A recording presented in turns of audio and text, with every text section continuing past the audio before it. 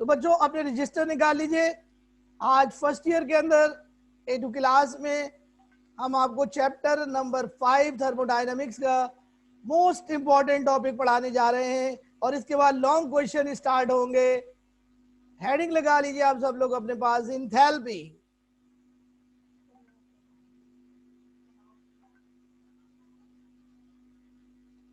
जी बेटा CO2 का formula wait नहीं निकाल सकते, फार्मूला वेट सिर्फ आयोनिक कंपाउंड का निकालते हैं। ओके जनाब, सो आप लोग बोर्ड पर आ जाइए, हम लोग स्टार्ट कर रहे हैं अपना लेक्चर।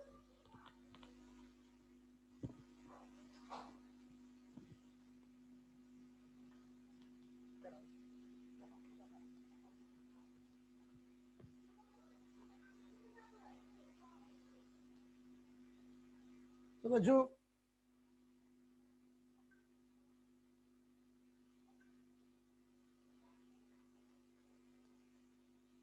स्टार्ट करते हैं बच्चों, कैमरा एडजस्ट कर रहा हूँ। तो हम बच्चों आपको पढ़ाने जा रहे हैं सबसे पहले इंथैल्पी। बच्चों इंथैल्पी का सिंबल होता है H। बच्चों इंथैल्पी के लफ्जी मायने होते हैं टू वार्म, टू वार्म यानी गर्म करना, टू हीट। एंथैल्पी के लफ्जी मायने हैं टू हीट, टू वार्म, गर्म करना। तो यहां से हमने इसका सिंबल H जो है वो टू हीट से ले लिया। असल में हम इसका सिंबल E तो नहीं रख सकते क्योंकि E ऑलरेडी इंटरनल एनर्जी का सिंबल है, तो हमें ऐसा सिंबल बनाना था जो किसी और का ना हो। तो हमने इसका सिंबल बनाया H। H माने एंथैल्पी। बच्चों एंथैल्पी क्या है? एंथैल्पी बच्चों is a very simple definition, total heat content of a body, total heat content of a body at constant pressure। Enthalpy किसी भी बॉडी में जो टोटल हीट होती है उसको हम एंथैल्पी कहते हैं, लेकिन ये एंथैल्पी हम कांस्टेंट प्रेशर पर नोट करते हैं, क्योंकि बच्चों एंथैल्पी जो होती है वो प्रेशर के ऊपर डिपेंड करती है, तो इसलिए प्रेशर मेंशन करना जरूरी है। तो total heat content of a body at constant pressure is called enthalpy. बच्चों एंथैल्पी का फार्मूला है, एंथैल्पी की दूसरी डेफिनेशन सुनिए। Enthalpy is the sum of internal energy, is the sum of internal energy and pressure volume energy. ये इसका बच्चों enthalpy का दूसरा फार्मूला है। अब यहां से हम फार्मूला क्या बनाएंगे एंथैल्पी का, सॉरी एंथैल्पी का फार्मूला क्या बनाएंगे? H is equal to E plus PV। बच्चों E माने इंटरनल एनर्जी और PV माने प्रेशर वॉल्यूम एनर्जी। बच्चों PV की डायमेंशन अगर हम निकालें तो वो भी एनर्जी की आती है, यानी PV इज एनर्जी। ये बच्चों एंथैल्पी का फार्मूला है, E plus PV। E plus PV यानी sum of internal energy and pressure volume energy. तो बच्चों जल्दी से इसको कॉपी कीजिए, फिर हम आगे आपको पढ़ाते हैं।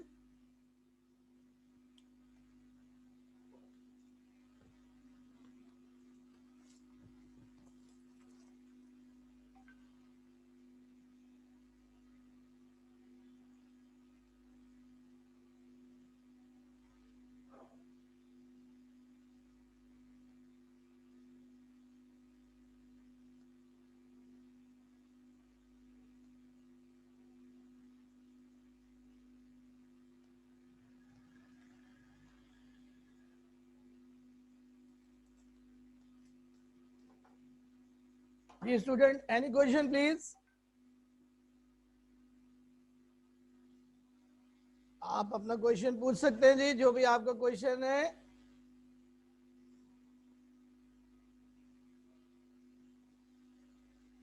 पीवी का मतलब है बेटा पीवी का मतलब है pressure volume energy. PV means pressure volume energy.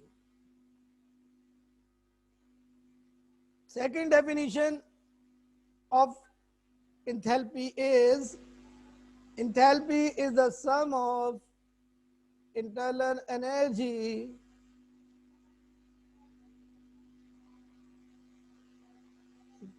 enthalpy is the sum of internal energy and pressure volume energy.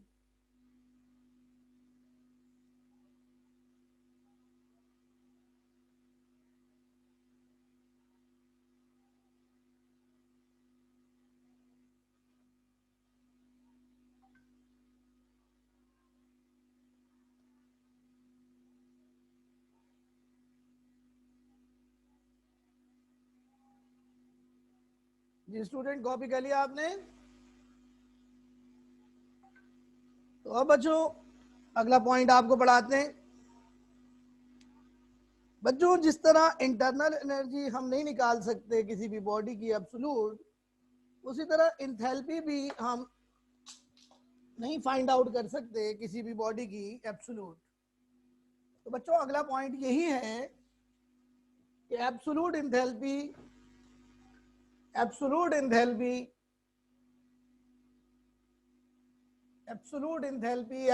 H हम मालूम नहीं कर सकते। यानी किसी भी बॉडी की जो टोटल इंथैल्पी है वो एक्यूरेटली हम मालूम नहीं कर सकते, बिल्कुल उसी तरह जैसे इंटरनल एनर्जी नहीं मालूम कर सकते। क्योंकि बच्चों अगर हमने इंथैल्पी निकालनी है तो बेटे हमको ई निकालना पड़ेगा और पीवी निकालना पड़ेगा। बच्चों पीवी तो हम निकाल सकते हैं लेकिन ई हम नहीं निकाल सकते, क्योंकि ई किसके बराबर होता है? ई बराबर होता है kinetic energy plus potential energy के। हम काइनेटिक एनर्जी तमाम पार्टिकल्स की नहीं निकाल सकते, पोटेंशियल एनर्जी तमाम पार्टिकल्स की नहीं निकाल सकते। सो एब्सोल्यूट एंथैल्पी भी हम निकाल नहीं सकते। हाँ, लेकिन हम चेंज इन एंथैल्पी निकाल सकते हैं। हम चेंज इन एंथैल्पी निकाल सकते हैं, डिफरेंस इन एंथैल्पी निकाल सकते हैं।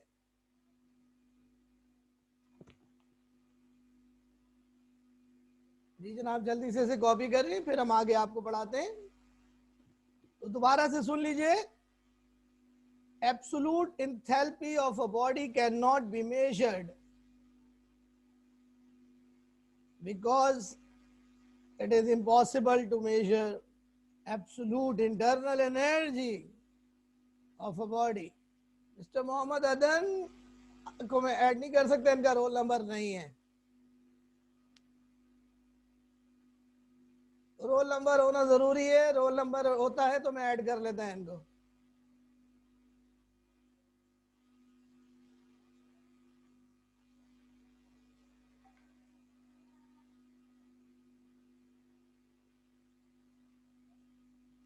तो बच्चों किसी भी बॉडी की हम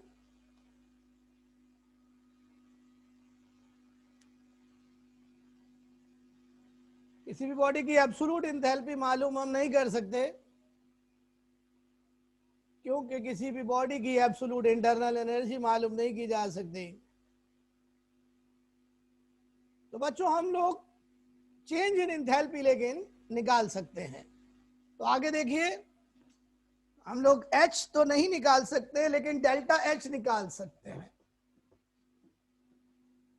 सो we can find out change in enthalpy. We can find out change in enthalpy.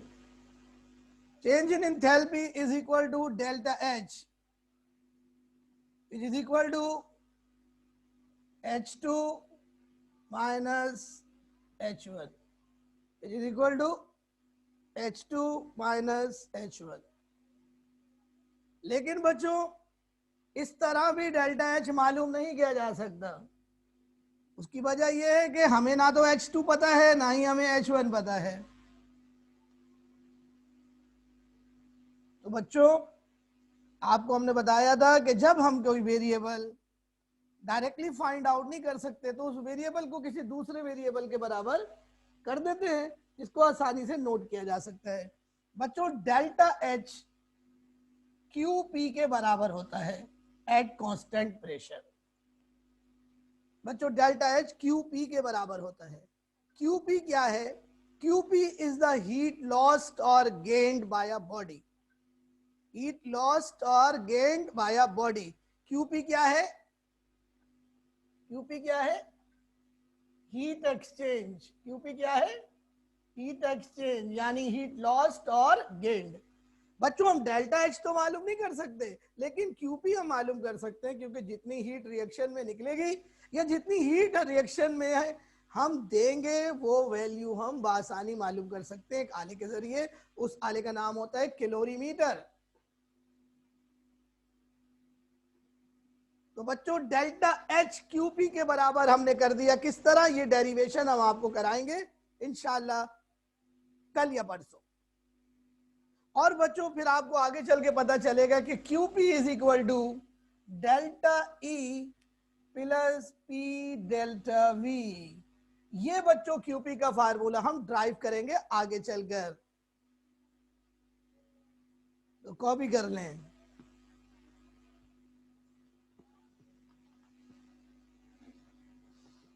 तो बच्चों यहां पे याद रखने वाली बात क्या है?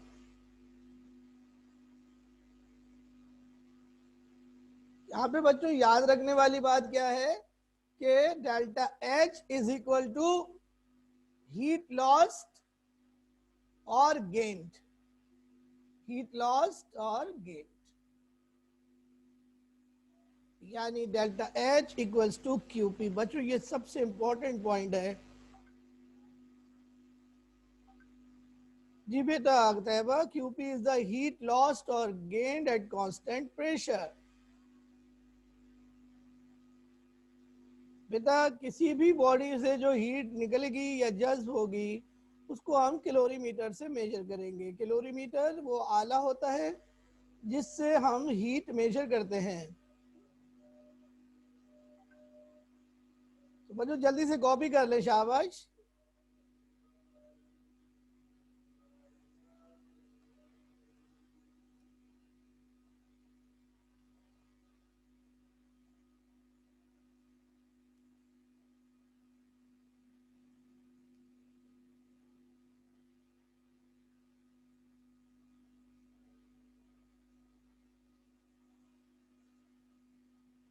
ये बेटा क्यू भी आमना मेरी समझ में नहीं आ रहा। आप क्या क्वेश्चन पूछी मेरी समझ में नहीं आ रहा। क्यू वी और क्यू प्लस डब्ल्यू इक्वल होते हैं?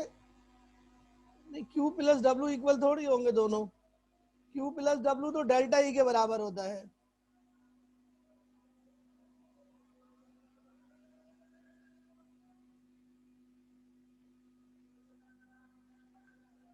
अरे H2 और H1 तो हमें नहीं पता होता ना बेटा। हमें तो क्यू पता होता है इनिशियली,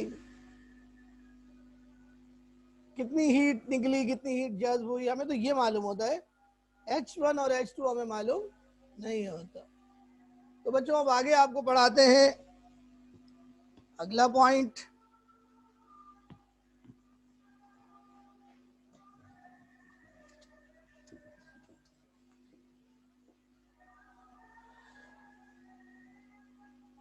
बच्चों अगला पॉइंट ये है, enthalpy is a state function. Delta H is a state function, enthalpy is a state function.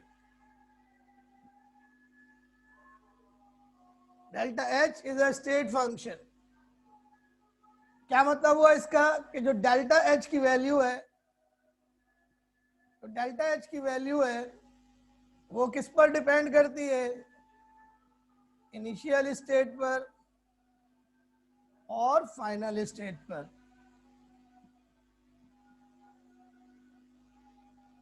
यानी इनिशियली एच की क्या वैल्यू है, फाइनली एच की क्या वैल्यू है, डेल्टा एच इस बात पर डिपेंड करती है। इसीलिए डेल्टा एच का फार्मूला क्या होता है?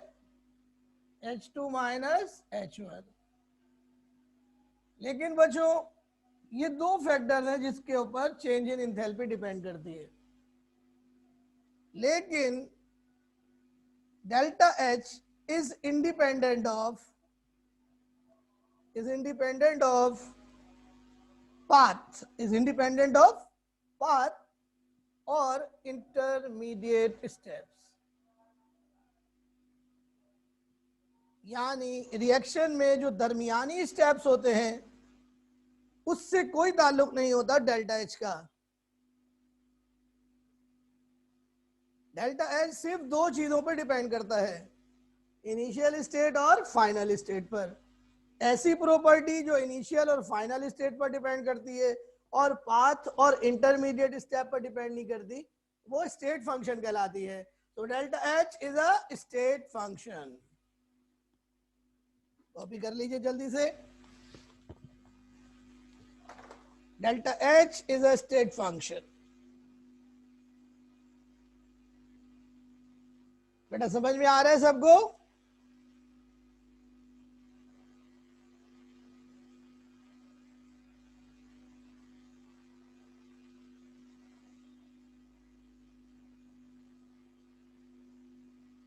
जी बेटा, कोई भी आपका सवाल हो आप पूछ सकते हैं।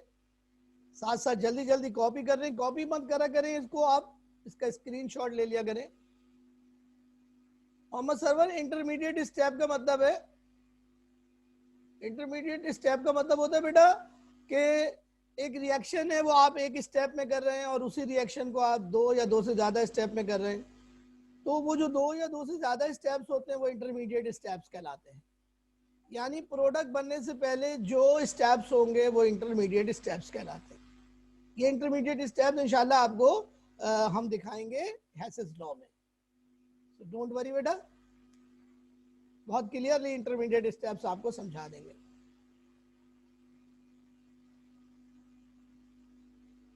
चले बेटा आगे चलें, कॉपी कर लिया बेटा? तो चले बेटा आगे चलते हैं और अगला पॉइंट आपको बताते हैं।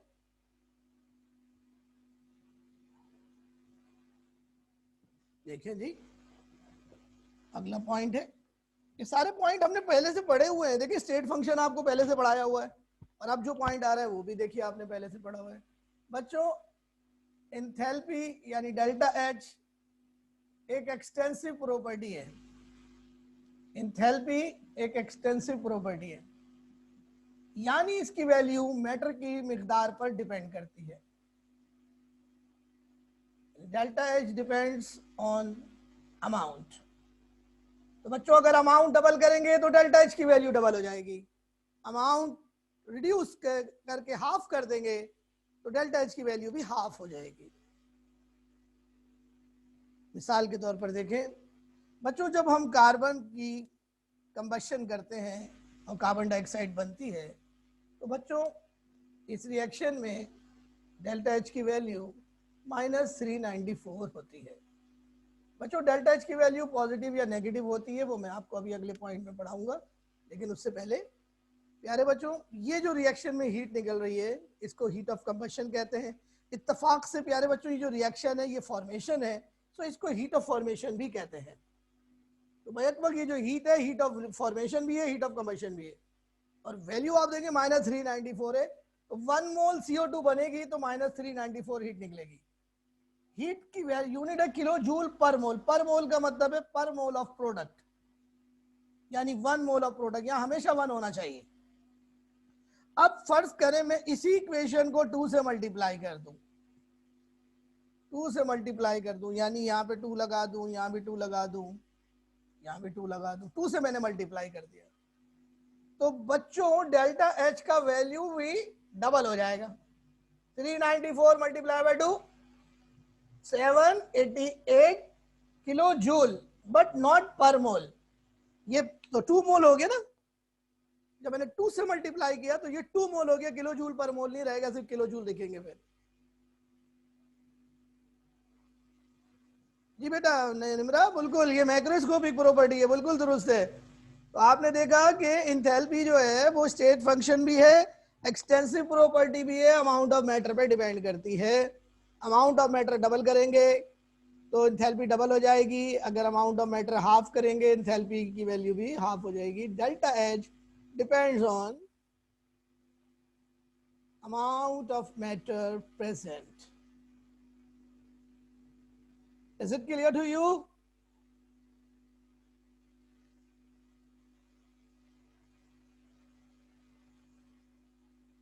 जी स्टूडेंट्स, समझ में आ गया आप लोगों को?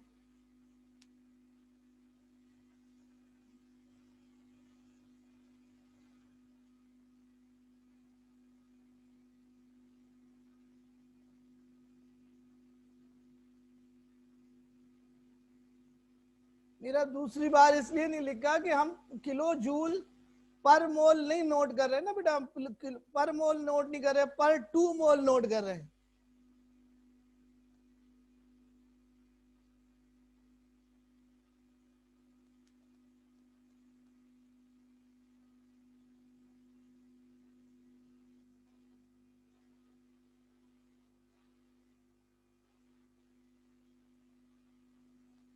डेल्टा एच की वैल्यू हर रिएक्शन की अलग होती है, ये याद करनी पड़ती है।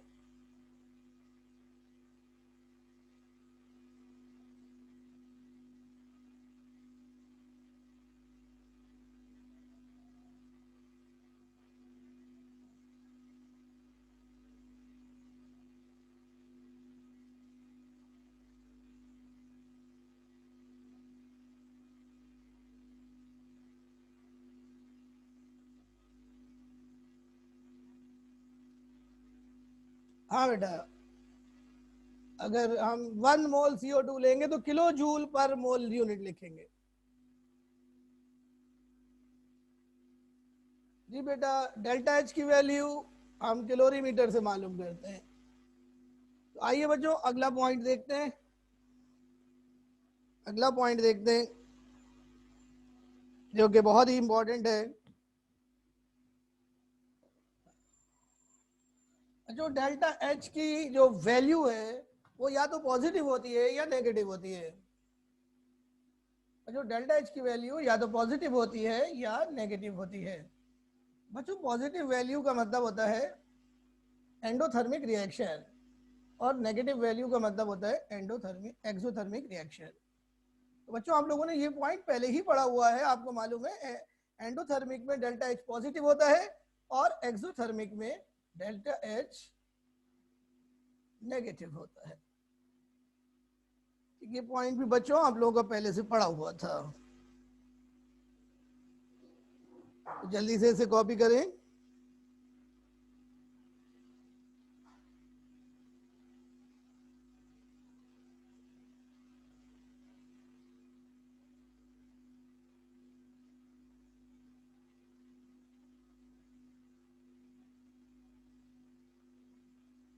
जी बच्चों अगला पॉइंट आपको लिखाते हैं, और ये पॉइंट बच्चों बहुत इंपॉर्टेंट है। ये पॉइंट आगे चल के न्यूमेरिकल में यूज होगा, तो इसलिए बहुत तवज्जो के साथ आप इसको समझिए। बच्चों देखें गौर से, ये इक्वेशन मैं आपके सामने लिख रहा हूँ मीथेन की कंबशन की। बच्चों जब भी कोई चीज जलाई जाएगी तो दो चीजें बनेंगी, कार्बन डाइऑक्साइड और वाटर। बच्चों इसको बैलेंस करेंगे, कार्बन एक है, हाइड्रोजन 4 है, यहाँ पे 2 लगेगा, ऑक्सीजन जो है वो 4 हो गई, यहाँ पे 2 लगेगा, ये इक्वेशन बैलेंस हो गई। यार बच्चों इस रिएक्शन में जो हीट निकलेगी उसको डेल्टा एच से जाहिर करेंगे। बच्चों डेल्टा एच की वैल्यू इस रिएक्शन के लिए है -394 किलो जूल पर मोल। बच्चों ये पर मोल हम रिएक्टेंट के लिहाज से लेंगे। ये एक्चुअली बच्चों हीट ऑफ कंबशन कहलाती है, हीट ऑफ कंबशन प्रोडक्ट के लिहाज से लेती है।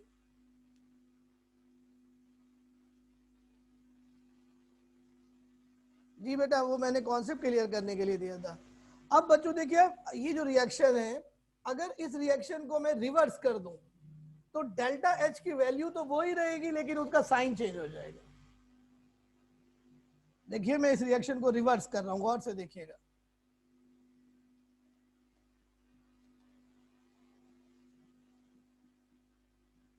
ये देखिए बिल्कुल वही रिएक्शन है, मैंने उसको रिवर्स कर दिया, यानी प्रोडक्ट को मैं इधर ले आया, रिएक्टेंट को मैं इधर ले आया। तो बच्चों डेल्टा एच की वैल्यू वही रहेगी लेकिन उसका साइन जो है वो चेंज हो जाएगा। तो यहाँ माइनस वैल्यू थी, यहाँ पे प्लस हो जाएगी। 394 किलो जूल पर मोल। देखा आपने? तो heat of reaction, sorry delta H जो है उसकी वैल्यू रिवर्स रिएक्शन के लिए उसका साइन चेंज हो जाएगा।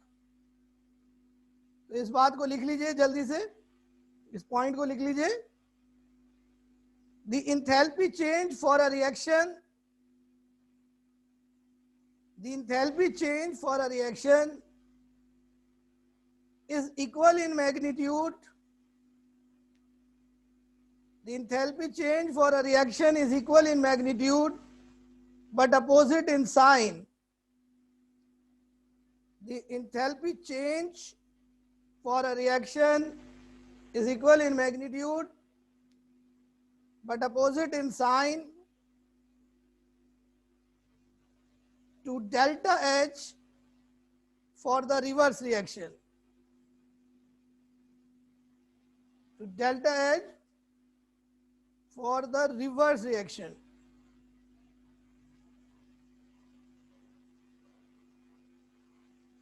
दोबारा सुन लीजिए। The enthalpy change for a reaction is equal in magnitude but opposite in sign to delta H for the reverse reaction.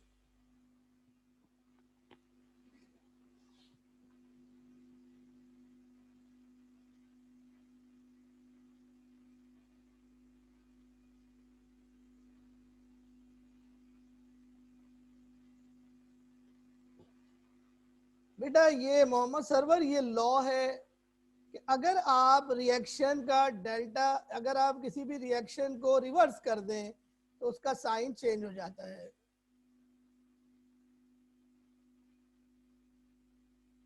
अशद क्या रिपीट करूं बेटा? अशद अशद बताओ बेटा क्या रिपीट करूं? मैं रिपीट करता हूं बेटा, बताओ।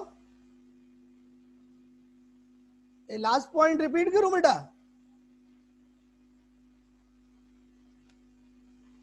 अच्छा बेटा मैं ये तुम्हें रिपीट करके नहीं, मैं तुम्हें ये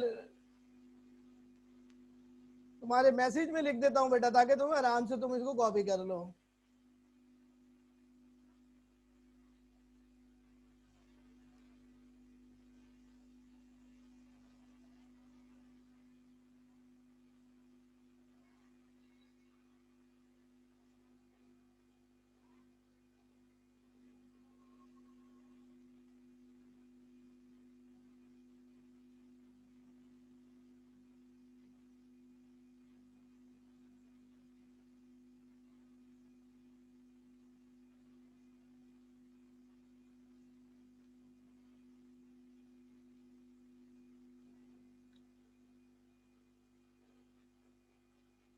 बच्चों ये जो पॉइंट आपको हमने पढ़ाया है ये एक लॉ है, इसका नाम है first law of thermochemistry.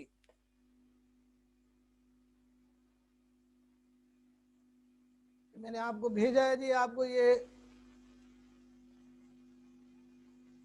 Law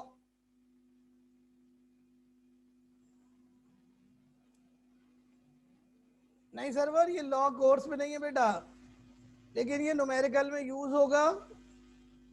ये कहलाता है फर्स्ट लॉ ऑफ थर्मोकेमिस्ट्री। हमारे कोर्स में सेकंड लॉ ऑफ थर्मोकेमिस्ट्री है। आमना ये सही है बात बेटा कि बाद औक़ात हम लोग रिएक्शन में जो मोल्स हैं वो बाद औक़ात रिएक्टेंट के हिसाब से देखते हैं, लेकिन बाद औक़ात प्रोडक्ट के हिसाब से देखते हैं। तो ये आपको पता होना चाहिए किस रिएक्शन में रिएक्टेंट के लिहाज से देखेंगे, किस में प्रोडक्ट के लिहाज से देखेंगे। तो ये मैं आपको बढ़ाऊंगा अभी थोड़ी देर में बेटा, so don't worry।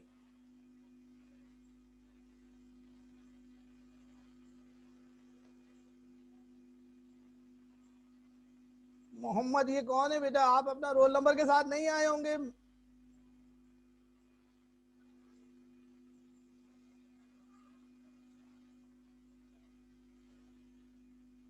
नहीं निमरा, ये जरूरी नहीं है कि एक्सो में रिएक्टेंट को देखें और एंडो पे प्रोडक्ट को, नहीं ऐसा नहीं है।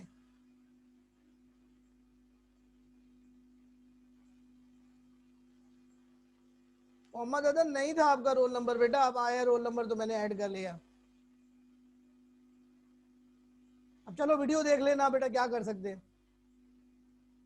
तो स्टूडेंट आज का पॉइंट यही रहेगा, अगली पॉइंट हम लिखेंगे फिजिकल स्टेट वाला, ये आप नोट कर लें अपने पास, फिजिकल स्टेट नोट कर लें। Delta H depends on physical state.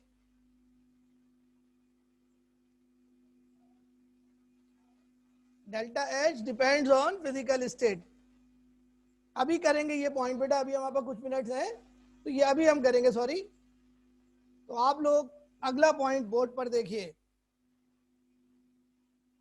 और लिखे the delta H for a reaction, the delta H for a reaction, the delta H for a reaction depends on the physical states. The delta H for a reaction depends on the physical states of the reactants and products. The delta H for a reaction depends on the physical state of the reactants and products. यानी बच्चों जो delta H की value होती है वो physical state के ऊपर depend करती है, रिएक्टेंट और प्रोडक्ट की। तो अगर हम फिजिकल स्टेट चेंज कर देंगे तो डेल्टा एच की वैल्यू भी चेंज हो जाएगी। आइए जरा देखें इक्वेशन को। बच्चों ये वाटर के फॉर्मेशन की इक्वेशन है जो हमने आपको बच्चों पीछे पढ़ाई भी थी। अब आप देखिए इस इक्वेशन में हम वाटर को लिक्विड स्टेट में बनाएंगे। बच्चों इस रिएक्शन में जो हीट रिलीज होगी, ये एक्सोथर्मिक रिएक्शन है, उसे कहते हैं heat of formation. Heat of formation की जो वैल्यू है बच्चों वाटर की, लिक्विड वाटर की, वो है -286 किलो जूल पर मोल। बच्चों ये फॉर्मेशन है और ये फॉर्मेशन में हम पर मोल प्रोडक्ट के लिहाज से रिएक्शन को देखेंगे। इसी रिएक्शन को बच्चों दोबारा लिखिए। अब हम जो वाटर बनाएंगे वो गैस फॉर्म में बनाएंगे। तो देखो हमने फिजिकल स्टेट चेंज कर दी वाटर की, गैस कर दी लिक्विड से। सो जो हीट ऑफ फॉर्मेशन है, जो डेल्टा एच की वैल्यू है, वो बच्चों वो नहीं रहेगी जो ऊपर लिखी हुई है, बल्कि वो ऊपर वाली वैल्यू से कम हो जाएगी। और इसकी वैल्यू है बच्चों 242।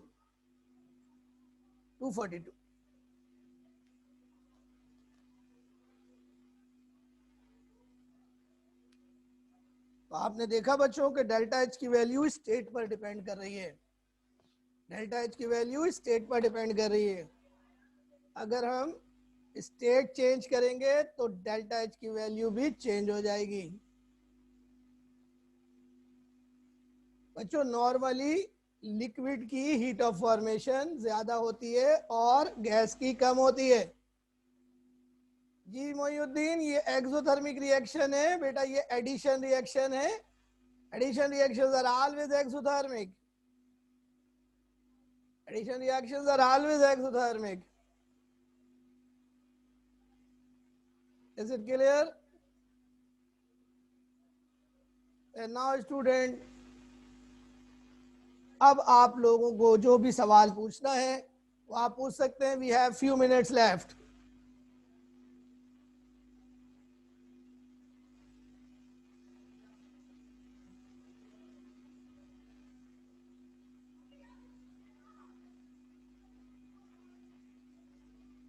बेटा वो गैस फॉर्म में हमने बनाया। गैस कैसे हुआ का मतलब ये क्या, जो लिक्विड वाटर था उसको हमने गर्म किया तो वो गैस में कन्वर्ट हो गया। बेटा डेल्टा एच के साथ सब स्क्रिप्शन में जो है वो है एफ, स्मॉल एफ। जी बेटा ये वैल्यू कांस्टेंट होती है, याद करनी पड़ती हैं।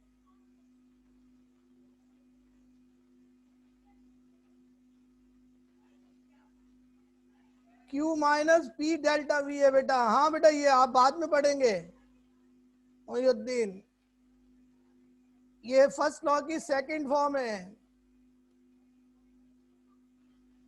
तो ठीक लिखा है बुक में, गलत थोड़ी लिखा है। Q minus P delta we होता है ना, ये फार्मूला अप्लाई होता है जब हम गैस को एक्सपेंड कर रहे हो। नहीं बेटा बोर्ड में हमारा कोई भी प्रैक्टिकल नहीं है जिसमें ये लॉ यूज हो रहा हो। फर्स्ट थर्मोडायनामिक्स में कोई प्रैक्टिकल नहीं है। प्रैक्टिकल आपका है बेटा फर्स्ट ईयर में सोल्यूशन के ऊपर, एसिड बेसिस एंड सॉल्ट पर टाइट्रेशन के नाम से। और चैप्टर नंबर 2 में बॉइलिंग पॉइंट का प्रैक्टिकल है, मेल्टिंग पॉइंट का प्रैक्टिकल है, और फिर सेकेंड ईयर केमिस्ट्री का आपका एलिमेंट डिटेक्शन का प्रैक्टिकल है। Now student time is up.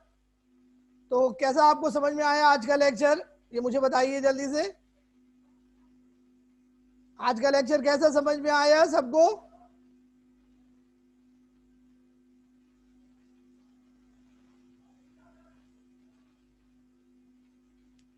Okay बेटा, अल्लाह हाफिज।